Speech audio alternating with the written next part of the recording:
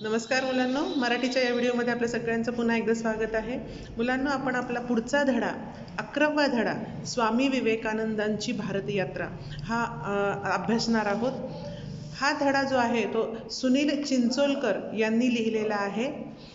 या धड्यामध्ये स्वामी विवेकानंदांच्या भारत यात्रेदरम्यानचे प्रसंग आले आहेत.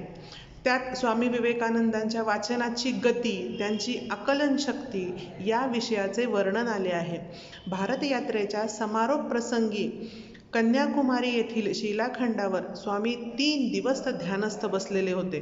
सलग 3 दिवस आणि 3 रात्री त्यांनी भारतभूमीच्या सद्यस्थितीचे आणि त्या परिस्थितीमध्ये परिवर्तन घडवून आणण्याविषयीचे चिंतन केले. या प्रसंगातून स्वामीजींची राष्ट्रभक्ती आणि जनसामान्यांच्या जीवनात परिवर्तन घडवून आणण्याची आंतरिक तळमळ दिसून येते. प्रस्तुत पाठ हा मानवतेचा महापुजारी स्वामी विवेकानंद या पुस्तकातून घेतला आहे. सुनील चिंचोलकर यांनी मानवतेचा महापुजारी स्वामी विवेकानंद हे पुस्तक त्यांनी लिहिलेलं होतं आणि त्या पुस्तकामधलाच हा छोटासा भाग आपल्याला इथे यावर्षी अभ्यासाला दिलेला आहे. आणि ह्या पाठामधून आपल्याला स्वामी विवेकानंदांविषयीची थोडीशी जास्त माहिती मिळणार, थोडीशी वेगळी माहिती आपल्याला मिळणार की स्वामी विवेकानंद किती हुशार होते, किती राष्ट्रभक्त होते आणि जनसामान्यांमध्ये परिवर्तन घडवून आणण्यासाठी त्यांनी काय काय केलं, त्याची आंतरिक तळमळ कशी होती हे याच्यामध्ये आपल्याला दिसून येत आहे. तर चला सुरुवात करूया आपण स्वामी विवेकानंदांची भारत यात्रा. ज्या देशाची आपल्याला सेवा करायची आहे, ज्या समाजाची आपल्याला सेवा करायची आहे, तो देश, तो समाज एकदा डोळ्याखालून घालावा म्हणून स्वामी विवेकानंदांनी हिमालयापासून कन्याकुमारीपर्यंत भ्रमण केले. भ्रमण म्हणजे फिरले, ते जर्नी त्यांची केली. पोरबंदरच्या वास्तव्यामध्ये स्वामी विवेकानंद काही इंग्रजी ग्रंथांचे खंडच्या खंड वाचत असत. ते रोज एक खंड वाचायचे आणि तो ग्रंथपालाला परत करायचे. त्यांनी 3 खंड एकेका दिवसात वाचून परत केले. ग्रंथपालाने स्वामीजींच्या शिष्याला विचारले की स्वामीजी न वाचता पुस्तकं परत करतात वाटतं, कारण एका दिवसामध्ये एवढा मोठा खंड वाचून होणे हे शक्यतेच्या बाहेर आहे, असे घडूच शकत नाही. काही लोकांना ग्रंथालयातून जाडी जाडी पुस्तकं न्यायची आणि न वाचता ती परत करायची अशी सवय असते. थोडं चाळायचं आणि वाचल्यासारखं दाखवायचं. तसंच बहुतेक हा साधू करत असेल. शिष्यांनी हे सगळे स्वामीजींना सांगितले. 4थ्या दिवशी 4था खंड घेण्यासाठी स्वामीजी स्वतः गेले. त्यांनी तो ग्रंथपालाकडे मागितला आणि त्याला सांगितले, पहिले 3 खंड माझे पूर्ण वाचून झालेले आहेत. तुम्हाला शंका असेल तर त्यातले तुम्ही काही पण विचारू शकता. आता स्वामीजींनीच आव्हान दिल्यामुळे ग्रंथपालाने विचार केला की हे जाणून घेऊया की ते किती प्रामाणिक आहेत. ग्रंथपालाने स्वामीजींना त्या 3 खंडातले उभे आडवे प्रश्न विचारले. तो जे प्रश्न विचारायचा त्याचे उत्तर ज्या पानावर असायचे ते अर्धे पाऊण पान स्वामीजी कंठस्थ सांगायचे. हे पाहून त्या ग्रंथपालाने सांगितले, हे मानवी कक्षेच्या बाहेरचे काम आहे. म्हणजे स्वामीजींची आपल्याला ह्या प्रसंगावरून त्यांची आकलन शक्ती किती होती आणि त्यांची वाचन शक्ती सुद्धा काय म्हणजे प्रचंड होती हे आपल्याला यातून दिसून येतं की एवढे मोठे मोठे ग्रंथ ते एका दिवसात तर वाचायचेच, पण त्यात काय वाचलं हेही त्यांच्या लक्षात राहायचं आणि ते मुखोद्गतही करायचे ते की. आणि हे आपल्याला त्या ग्रंथपालाच्या उदाहरणावरून कळतं की ग्रंथपालाला वाटलं की उगाच काही जण असे असतात की बाबा चला नुसतं वाचलेलं दाखवायचं, थोडीशी शायनिंग मारायची वगैरे. पण त्यांनी तशी विवेकानंदांची परीक्षा सुद्धा घेतली विवेकानंदांच्या म्हणण्यानुसार. तर त्यांना हे लक्षात आलं की हे काहीतरी अतिशय वेगळं प्रकरण आहे, हे मानवी कक्षेच्या बाहेरचं आहे. म्हणजे साधारण माणूस असा करूच शकत नाही, किंवा साधारण काय कुठलाच माणूस असं करू शकणार नाही, कारण एवढा मोठा ग्रंथ एका दिवसात वाचायचा आणि तो मुखोद्गत करायचा, म्हणजे अख्खाच्या अख्खा पाठ होऊन त्या स्वामी विवेकानंदा तो व्हायचा आणि त्यातलं जे काही आहे तर ते बोलून दाखवायचे समोरच्याला. तर हे अतिशय म्हणजे असं एकदम एक्स्ट्रा ऑर्डिनरी होतं हे. पुढे खेत्रीच्या महाराजांनी एकदा स्वामीजींना विचारले, स्वामीजी एवढे लक्षात ठेवणे तुम्हाला कसे शक्य होते? स्वामीजींनी खेत्रीच्या महाराजांना दिलेले उत्तर फार तर्कशुद्ध आहे, तर्कसंगत आहे. स्वामीजींनी सांगितले, मी माझं मन कुठेही एकाग्र करू शकतो. तसेच माझा तासनतास ध्यानाचा अभ्यास असल्यामुळे मी जे वाचतो त्यावर मन केंद्रित केल्यामुळे ते माझ्या लक्षात राहते, पाठ होऊन जाते. पुढे स्वामीजी म्हणाले, असं बघा राजेसाहेब, आपण मुलांना अक्षरे शिकवतो, शब्द शिकवतो आणि त्यानंतर वाक्य शिकवतो. आपण वाक्यापाशी थांबतो. वाक्य बोलता येते, वाक्य वाचता येणे, वाक्य बोलता येणे, वाक्य वाचता येणे, वाक्य लिहिता येणे आपल्या शिक्षणाची शेवटची पायरी आहे. त्यापुढे जाऊन जर प्रयत्न केला, आपल्या मनाची, बुद्धीची, आपल्या नेत्रेंद्रियांची शक्ती आणखी विकसित करू शकलो तर आपल्याला एकदम परिच्छेद वाचता येईल. मी ग्रंथाचे परिच्छेदच्या परिच्छेद एका दृष्टिक्षेपात वाचतो. काही ग्रंथांची पानेच्या पाने मी वाचू शकतो.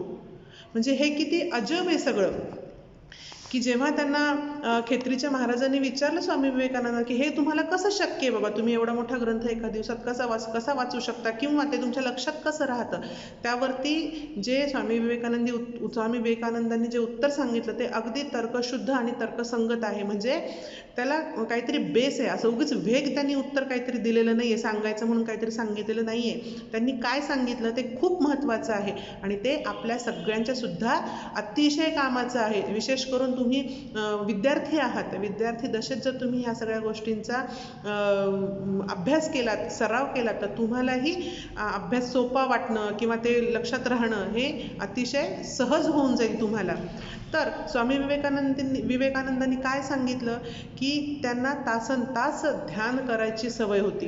त्यामुळे त्यांना मन एकाग्र करणं अगदी सहज शक्य होतं. जेव्हा ते वाचन करायचे तेव्हा त्यांनी ते एकदम मन एकाग्र केलं आणि त्यामुळे त्यांना ते जसंच्या तसं लक्षात राहायचं. आणि ते तेच म्हणतात की आपल्याला जेव्हा आपण शिकतो तेव्हा शब्द वाचतो, एखादं वाक्य फटकन वाचू शकतो, पण जर आपण आपल्या मनाची, बुद्धीची आणि डोळ्यांची, नेत्रेंद्रिय म्हणजे डोळा, तर यांची शक्ती जर आपण वाढवली, यांची क्षमता जर वाढवली, आणि ती क्षमता कशी वाढेल, ध्यान करून, मन एकाग्र करण्याचा सराव करून, आणि ती जर आपण शक्ती क्षमता वाढवली आपल्या मनाची, बुद्धीची आणि डोळ्यांची, तर आपण अख्खे पॅरेग्राफ वाचू शकतो. एक नजर टाकली की पॅरेग्राफ वाचू शकतो. आणि स्वामी विवेकानंद असेच करायचे की त्यांना एक पॅरेग्राफ एका दृष्टिक्षेपात वाचता यायचा किंवा काही तर पानं ते एका दृष्टिक्षेपात वाचायचे. आपल्याला एक ओळ झटकन वाचता येते पण एक पॅरेग्राफ नाही येत, पण स्वामी विवेकानंदांना ते शक्य होतं आणि त्यामुळेच त्यांचं वाचनही पटकन व्हायचं आणि वाचलेलं सुद्धा त्यांच्या लक्षातही राहायचं. तुम्हाला माहिती असेल, तुम्ही क्रिश हा पिक्चर पाहिला असेल, तर त्या क्रिशमध्ये पण एक प्रसंग असा आहे की तो क्रिश जो असतो तो एक मोठं पुस्तक असं नुसतं असं चाळतो आणि त्याचं वाचून होतं. तर त्याच्यामध्ये आपल्याला काय वाटतं की हां ठीक आहे, तो सुपर हिरो आहे आणि पिक्चरमध्ये असं काही दाखवतात. पण ॲक्च्युली स्वामी विवेकानंदांचं जेव्हा आपण हे त्यांच्याविषयीची जी माहिती घेतो आपण ही किंवा त्यांच्याविषयी असं वाचतो, तेव्हा असं लक्षात येतं आपल्या की स्वामी विवेकानंद हे सुद्धा एक प्रकारचे सुपर हिरोच होते. त्यांनी त्यांच्या क्षमतांचा असा विकास केलेला होता की त्यांना ह्या गोष्टी शक्य होत्या. पुढे त्यांनी तिथे असणाऱ्या जेव्हा स्वामी विवेकानंद कन्याकुमारीला आले तेव्हा त्यांनी कन्याकुमारीचे दर्शन घेतले. मनाला अतिशय आनंद झाला आणि दर्शन घेऊन ते बाहेर आले. समुद्राच्या काठी उभे राहिले. सगळीकडे अनंत अनंत असा 3 दिशेला सागर पसरलेला. एकदम स्वामीजींचे लक्ष गेले की मध्यभागी 1-1.5 फरलांग अंतरावर 2 शिलाखंड आहेत आणि ते पाण्याच्या भरपूर वर आहेत. तिथे आपण गेलो तर.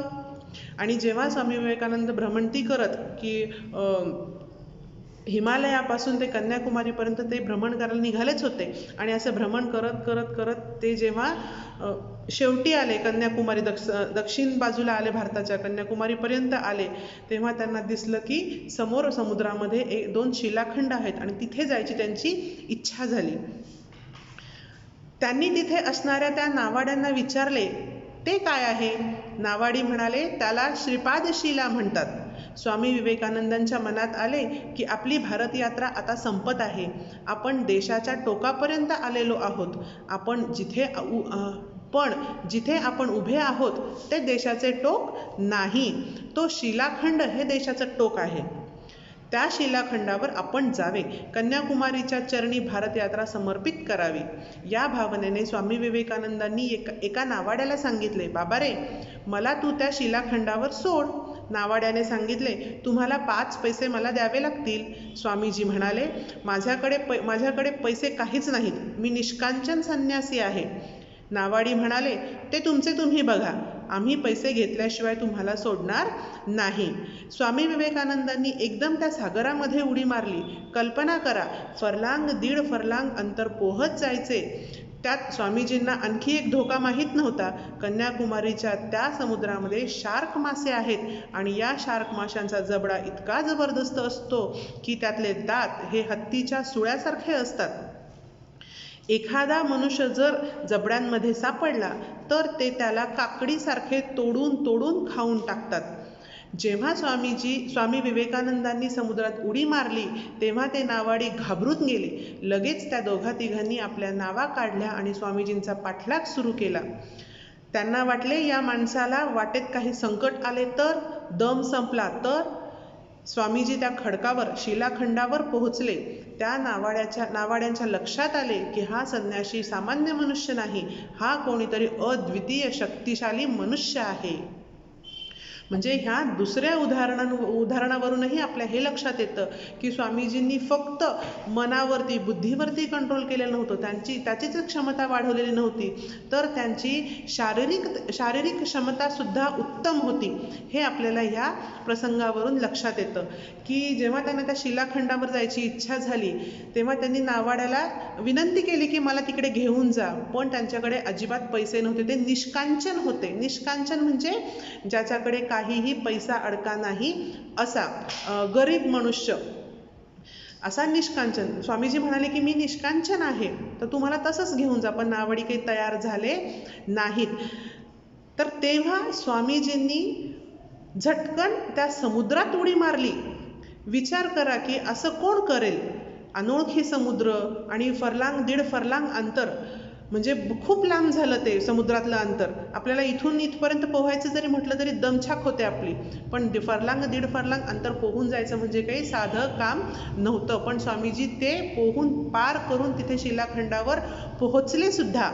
आणि नावाड्यांच्या लक्षात आलं की हे काही साधारण मनुष्य नव्हते, असाधारण मानव हा आहे, हे त्यांच्या सुद्धा लक्षात आलं. आता इथे तुम्हाला असं वाटेल की एवढे मोठे ते स्वामीजी आहेत पण ह्या नावाड्यांनी त्यांना मदत केली नाही.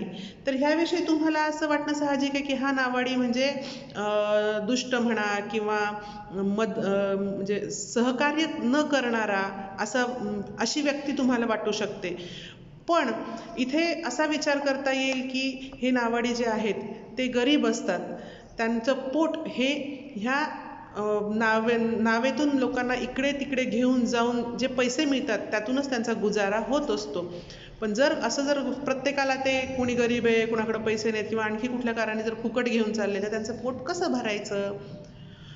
पण या ठिकाणी एक करता आलं असतं की त्यांना एक माणुसकी म्हणून स्वामीजींना तिकडे घेऊन जाता आलं असतं. तर हा एक विचार आपण लक्षात ठेवला पाहिजे की माणूस जेव्हा समाजात वावरतो तेव्हा त्यांनी कसं वागलं पाहिजे, कुठल्या प्रसंगामध्ये कसं रिॲक्ट झालं पाहिजे, कशी प्रतिक्रिया दिली पाहिजे. कधी आपल्याला फक्त व्यवहार बघून चालत नाही, तर कधी थोडीशी माणुसकी पण बघावी लागते. तर ह्या गोष्टीसुद्धा आपण लक्षात घेतल्या पाहिजेत. ओके, पुढे स्वामीजी त्यांना म्हणाले, मी आता 2-3 दिवस इथेच राहणार आहे. तेव्हा ते नावाडी आणखी थक्क झाले. स्वामीजी 3 दिवस तिथे राहिले. रात्री एकटे सोबतीला कोणी नाही. 3 दिवस नुसते थांबले नाहीत, ते ध्यानस्थ बसले. त्यांना काहीतरी खायला द्यावे म्हणून अनेकदा हे नावाडी लोक यायचे आणि त्यांच्यासाठी काहीतरी खाण्याचे आणायचे. त्यांना हाका मारायचे. पण त्यांच्या लक्षात आले की स्वामीजी भावसमाधीमध्येच आहेत, त्यांना काही ऐकू जात नाही. त्या नावाड्यांना किती वाईट वाटले असेल की आपण 5 पैशासाठी या माणसाला नाही म्हणून म्हटले. पण त्यामुळेच स्वामीजींचा अंतस्थ अग्नी प्रदीप्त झाला. स्वामीजी म्हणतात, जितका विरोध असेल जितकी प्रतिकूलता असेल तितका माणसातला अंतस्थ अग्नी प्रदीप्त होत असतो. अनुकूलतेमुळे माणसातले फूल कोमेजून जाते. त्याला जरा संघर्ष करता आला पाहिजे, थोडी संकट असली पाहिजेत, थोडा विरोध असला पाहिजे, म्हणजे माणसातील अंतस्थ चेतना फुलते. आणि जेव्हा स्वामीजी त्या शिलाखंडावर गेले तेव्हा स्वामीजींनी ठरवलं की इथे मी 3 दिवस राहणार आहे. आणि 3 दिवस हे तिथे नुसते राहिले नाहीत, तर ते ध्यानस्थ बसले. रात्र आणि दिवस, 3 रात्री आणि 3 दिवस स्वामीजी तिथे ध्यानस्थ बसले. आणि हे सगळं ऐकून आणि बघून ते नावाडी खूप थक्क झाले. रोज त्यांच्यासाठी ते काहीतरी खायला प्यायला आणायचे, पण स्वामीजी एकदम ध्यानस्थ होते. त्यांना काहीही ऐकू जात नव्हतं, आजूबाजूचं काहीही त्यांना भान नव्हतं. इतके त्यांनी ते आत्मकेंद्रित झालेले होते. आणि ह्याच्यावरती स्वामीजी असं म्हणतात की ह्या नावाड्यांनी मला विरोध केला, मला मदत केली नाही, तर हे एका परीने चांगलंच झालं. कारण त्यांचं म्हणणं असं की त्यांचा विचार असा होता की जेव्हा व्यक्तीला कुठून तरी विरोध होत असतो, काहीतरी प्रतिकूलता असते, तर तेव्हा माणूस स्वतःतलं काहीतरी चांगलं बाहेर काढतो किंवा स्वतःमध्ये ज्या क्षमता असतात त्या बाहेर काढतं आणि स्वतःचा विकास करत असतो माणूस. तर त्याचप्रमाणे जर एखाद्याला खूप अनुकूल परिस्थिती असेल तर माणूस आळसावतो, माणूस कंटाळतो, माणूस स्वतःच्या क्षमतांचा वापर करत नाही आणि त्यामुळे माणसाची अधोगती व्हायला वेळ लागत नाही. म्हणून स्वामीजींचं असं मत आहे की प्रत्येक व्यक्तीला काहीतरी विरोध असला, कुठल्या तरी गोष्टीचा विरोध असला पाहिजे, त्यानंतर काही प्रतिकूलता असली पाहिजे, समोर संकट आली पाहिजेत, जेणेकरून त्याच्या अंतरंगातला जो अग्नी आहे तो प्रदीप्त होतो. म्हणजे काय की त्याच्यामध्ये काहीतरी करण्याची उर्मी येते, काहीतरी चांगलं करावं, काहीतरी वेगळं करावं आणि स्वतःच्या क्षमतांची नव्याने जाणीव होते आणि माणूस स्वतःची अतोनात प्रगती करू शकतो. आणि जो एखादा माणूस करू शकत नाही अशा प्रकारची कार्य सुद्धा माणूस करू शकतो, जसं की स्वामी विवेकानंद करायचे. तर त्यामुळे माणसांना संकट येणं हे आवश्यकच आहे असं स्वामीजींचं मत होतं. स्वामीजी 3 दिवस आणि 3 रात्री तिथे राहिले. 3 दिवस 3 रात्र ते फक्त भारत मातेचे चिंतन करत होते. डोळ्यांसमोर त्यांना सतत दिसत होता तो आपला भारत, आपल्या भारतातील गोरगरीब जनता. स्वामी विवेकानंदांच्या लक्षात आले की या देशातले अनेक लोक उपाशी आहेत, त्यांना जेवायला अन्न नाही. त्यांना आपण वेदांताचा काय उपदेश करत असतो? भाकरीची भ्रांत असताना वेदांत सांगणे धादांत खोटे आहे. लोकांना आधी 2 वेळ जेवायला द्या. खरा धर्म हा सूर्यासारखा सर्व प्रकाशक असतो, वसुंधरेसारखा सर्व संग्राहक असतो. हे सर्व धर्म समन्वयाचे सूत्र समस्त समाजाला स्वामीजींनी समजावून सांगितले. आणि त्या कन्याकुमारीच्या शिलाखंडावरती जेव्हा स्वामीजी ध्यानस्थ बसले 3 दिवस 3 रात्र, तेव्हा त्यांनी काय विचार केला असेल, तर ते आत्मकेंद्रित होऊन आपल्या भारत देशाविषयी ते विचार करत होते की त्यांना त्या ध्यानस्थ अवस्थेमध्ये फक्त आणि फक्त आपला भारत, आपल्या भारतातील जनता आणि त्यांची उन्नती कशी होईल हेच विचार त्यांच्या मनामध्ये होते. आणि तेव्हा त्यांच्या लक्षात आलं की आपल्या भारतामध्ये खूप लोक असे आहेत की ज्यांना 2 वेळचं जेवणही मिळत नाही. तर अशा लोकांना आपण धर्म वेद सांगून काय उपयोग आहे, किंवा देवांविषयीची माहिती सांगून काय उपयोग आहे? ज्यांना 2 जेवणाची भ्रांत असते, म्हणजे ज्यांना 2 वेळचं जेवणही मिळत नाही, त्यांना ह्या गोष्टीमध्ये कसलाही इंटरेस्ट नसतो किंवा त्यांना ह्या गोष्टींची काहीच जाणीव नसते. कारण त्यांना 2 वेळचे जेवण आपल्याला कसं मिळेल ह्याचीच काळजी असते. तर त्यामुळे स्वामीजी असं म्हणतायत की हे सर्व सांगण्याआधी लोकांची गरिबी कशी कमी होईल याकडे लक्ष दिलं पाहिजे.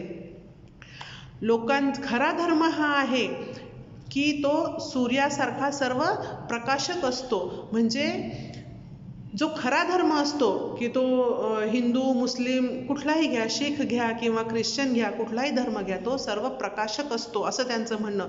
म्हणजे काय की त्यामुळे सगळ्या समाजामध्ये प्रकाशच पडला पाहिजे, म्हणजे त्यामुळे चांगल्याच गोष्टी झाल्या पाहिजेत. याचा अर्थ सर्व प्रकाशक म्हणजे काय की त्याच्या प्रकाशामध्ये सर्व चांगल्याच गोष्टी माणसांनी शिकल्या पाहिजेत, असा तो जो असतो तो धर्म. धर्म हा कधीच माणसाला चुकीच्या गोष्टी शिकवत नाही, दुसऱ्यांचं नुकसान करा असं सांगत नाही, दुसऱ्यांचं वाईट करा असं सांगत नाही, किंवा फक्त माझाच धर्म श्रेष्ठ असाही कुठलाही धर्म सांगत नाही. तो सर्व प्रकाशक असतो आणि सर्व संग्राहकही असतो. वसुंधरेसारखा, वसुंधरा म्हणजे पृथ्वी, आणि हा पृथ्वीसारखा सर्व संग्राहक असतो, म्हणजे सगळ्यांना सामावून घेणारा असतो धर्म. म्हणजे कुठलाही धर्म असं म्हणत नाही फक्त माझ्या धर्माची या, माझ्याकडे या, बाकीचे बाजूला जा, असा कुठलाही धर्म खरा धर्म नसतो. कारण कुठलाही खरा धर्म हा सगळ्यांना घेऊन चालत असतो. तो कुठल्या धर्माचा आहे हे न बघता सगळ्यांना घेऊन तो पुढे जात असतो, सगळ्यांची प्रगती करत असतो, सगळ्यांच्या भल्याचा विचार खरा धर्म करत असतो. आणि हे जे सर्व धर्माचं सूत्र जे आहे ते स्वामी विवेकानंदांनी अख्ख्या जगाला समजावून सांगितलं. आणि ही जी स्वामी विवेकानंदांची सूत्र आहेत, तर त्यामुळे अख्खं जग हे प्रभावित झालं. त्यामुळे आपण स्वामी विवेकानंदांना खूप महान व्यक्ती असं समजतो, आणि ते आहेत तसे. ह्या आपल्याला आज जो आपण पाठ घेतला, ह्या पाठातून तुमच्या हे लक्षात आलं असेल की स्वामीजी किती महान होते, त्यांचं व्यक्तिमत्व जे होतं किती अनन्यसाधारण असं होतं. त्यांची आकलनशक्ती, त्यांचं पाठांतर, त्यांची विचारशक्ती, त्यांची राष्ट्रभक्ती, त्यांची एकाग्रता, हे सगळ्या ज्या गोष्टी आहेत ते ह्या आपल्याला शिकण्यासारख्या आहेत. आणि त्यांनी आपल्याला सांगितलेलं आहे की मनाची एकाग्रता जर असेल तर त्यातूनच आपण सगळ्या गोष्टी साधू शकतो. त्यामुळे मनाचं मनाची एकाग्रता करणं आपण शिकलं पाहिजे. त्यासाठी थोडंसं मेडिटेशन करणं, ध्यान करणं हे आपल्या सगळ्यांना आवश्यक आहे. तासनतास आपल्याला शक्य नाही आहे, पण आपण 5 ते 10 मिनिटं 15 मिनिटं रोजचं ध्यान करू शकतो, आणि त्यामुळे निश्चितच आपल्या पर्सनॅलिटीमध्ये, आपल्या व्यक्तिमत्वामध्ये चांगला बदल होऊ शकतो. तर हे ह्या पाठातून आपल्याला सांगण्याचा प्रयत्न सुनील चिंचोलकर या लेखकाने केलेला आहे. आणि या ठिकाणी आपला हा पाठ संपलेला आहे. तुम्हाला समजला असेलच, आणि यातनंही तुम्ही काहीतरी चांगलं स्वतःसाठी घ्याल अशी आशा आहे. याचा स्वाध्याय मी तुम्हाला ग्रुपवरती पाठवते.